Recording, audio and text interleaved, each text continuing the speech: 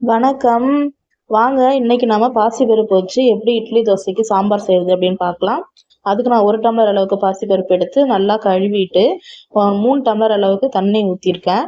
இப்போ பார்த்தீங்கன்னா 2 தக்காளி, 1 வெங்காயம், 10 பல் போல பூண்டு, 3 பச்சை மிளகாய் எல்லாம் எடுத்து வச்சுருக்கேன். நல்லா அரிஞ்சிட்டு வச்சுருக்கேன். இப்போ நம்ம அரிஞ்சதையும் அந்த பைத்தம்பருப்பு கூட நம்ம சேர்த்துக்கலாம். தேவையான அளவு உப்பு சேர்த்துக்கலாம். ஒரு 1/4 டீஸ்பூன் அளவுக்கு மஞ்சள் தூள் சேர்த்துக்கலாம். இப்போ இதை நாம நல்லா கிளறி விட்டு வேக வைக்கலாம்.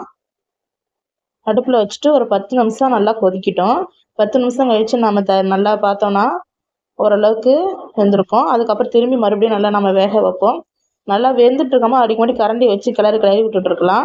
இப்போ பார்த்தீங்கன்னா ஒரு 3/4 பதம் அளவுக்கு பாசிப்பருப்பு வெந்துருச்சு. இந்த ஸ்டேஜில் ஒரு 3 டேபிள் ஸ்பூன் அளவுக்கு நான் சாம்பார் பொடி கொட்டியிருக்கேன். சாம்பார் பொடியை நல்லா நாம் மிக்ஸ் பண்ணி விட்டு கலக்கி விடலாம். இப்போ சாம்பாரை பாருங்கள், நல்லா இந்த சாம்பார் செம்ம சூப்பராக இருக்கும். இப்போ ஒரு கடாயில் தாளிக்கிற சட்டி எடுத்து அதில் நான் எண்ணெய் ஊற்றிருக்கேன். எண்ணெய் ஊற்றிட்டு அதுக்கு 1 ஸ்பூன் அளவுக்கு கடுகு போட்டிருக்கேன். ஒரு 1/2 ஸ்பூன் அளவுக்கு ஜீரகம் போட்டிருக்கேன். அதுக்கப்புறம் பார்த்தீங்கன்னா கருவேப்பிலை 1 கத்து கருவேப்பிலை எடுத்து போட்டிருக்கேன்.